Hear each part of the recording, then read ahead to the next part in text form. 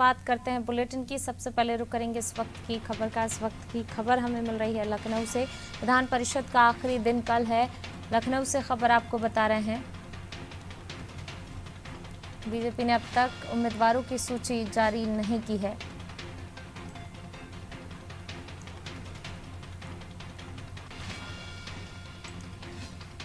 विधान परिषद की 13 सीटें खाली हो रही हैं और अभी तक बीजेपी ने सूची जारी नहीं की है।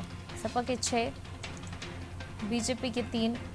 विधान परिषद में पहली बार कांग्रेस का सदस्य नहीं होगा। बसपा के 3 और एक बार कांग्रेस काबिज है। विधान परिषद में पहली बार कांग्रेस का कोई भी सदस्य नहीं होगा, जहां सपा के 6, बीजेपी के 3, बसपा के 3 और एक बार कांग्रेस काबिज है। असमंजस की स्थिति में है समाजवादी पार्टी। विधान परिषद की 13 सीटें खाली हो रही हैं। बीजेपी ने अब तक उम्मीदवारों की सूची जारी नहीं की है।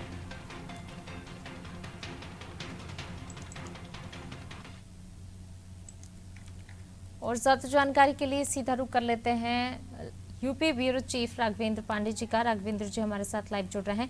राघवेंद्र जी, विधान परिषद का आखिरी दिन है कल और अभी तक बीजेपी ने उम्मीदवारों की सूची जारी नहीं की है।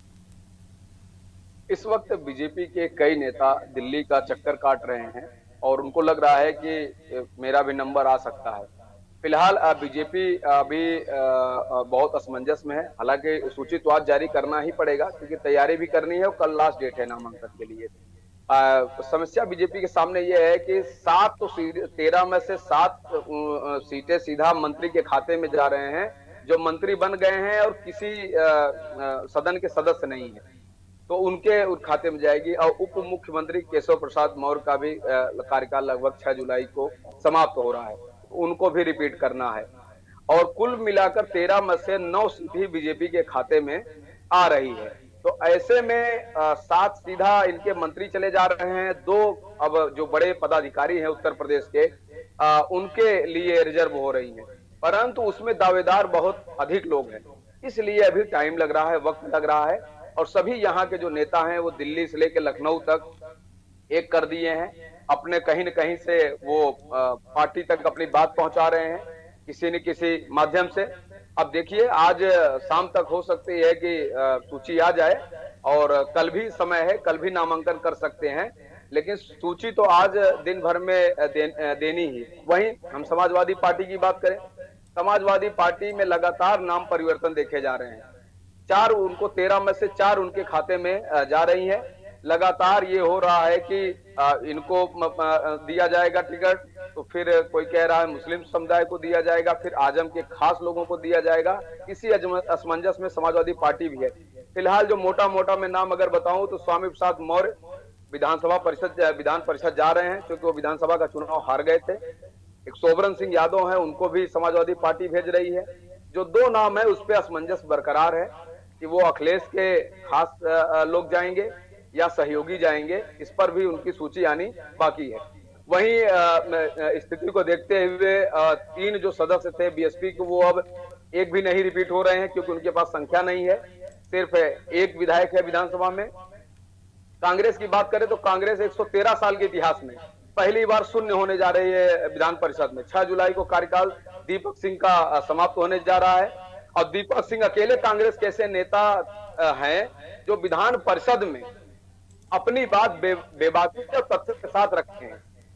और लगता नहीं कि वो सिर्फ एक ही सदस्य कांग्रेस के खेमे से हैं, लेकिन वो सब पर भारी पड़ते थे। अभी एक आंकड़ा आया है कि पूरे देश सबसे ज्यादा विधान परिषद विधानसभा सवाल पूछने वाले वो मात्र देश नेता है दीपक, और उनका नाम, उनका प्रस्ताव गिनेज वर्ल्ड बुक रिकॉर्ड हो सकता है। वहां पर भी इसके तथ्यों को जानने के बाद उसको वहां पर स्वीकृति मिल। तो ऐसे नेता रहे, अकेले रहे हैं लेकिन पर भारी रहे हैं दीपक। अब देखिए कि तमाम जो राजनीतिक दल हैं क्या उनको सहारा देते हैं, या कांग्रेस अपने इतिहास के सब दुखद दिन में पहुंचने वाली है, विधान परिषद से शून्य होने जा रही है। तो ये उत्तर प्रदेश के विधान परिषद की है। अब देखिए जो बीजेपी और भाजपा की जो सूची आने वाली है, किन किन सदस्यों का लकी ड्रा खुलने वाला है। बिल्कुल, ये देखने वाली बात होगी राघवेंद्र, और आपसे साथ ही ये भी समझना चाहेंगी कि कहीं न कहीं असमंजस की स्थिति में सपा भी है। आखिर ऐसा क्यों, असमंजस की स्थिति इतनी इस बार सपा में क्यों देखी जा रही है? और उसका कारण देखिए साफ-साफ है। अभी जब राज्यसभा का चुनाव था, तो समाजवादी पार्टी के खाते में 3 राज्यसभा थे। लेकिन नंबर किसका-किसका लगा? कपिल सिब्बल, जो कांग्रेस के नेता हुआ करते थे। अभी कुछ दिन पहले इस्तीफा देके आए, निर्दलीय चुनाव लड़े और समाजवादी पार्टी के सहयोग से वो राज्यसभा पहुंचे। उसके बाद एक मुस्लिम कैंडिडेट, वो ले गए राज्यसभा की सीट और तीसरी सीट गई जयंत चौधरी, मतलब कि लोकदल के खाते में।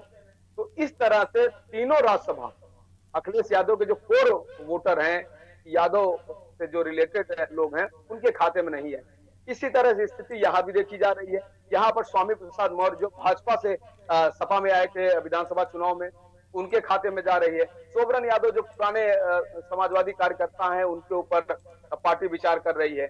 अब ये हो रहा है कि आजम खान के करीबी को टिकट दिया जाए या और भी जो सहयोगी हैं, पल्लवी पटेल की माता जी हैं, कृष्णा पटेल, उनका दबाव है।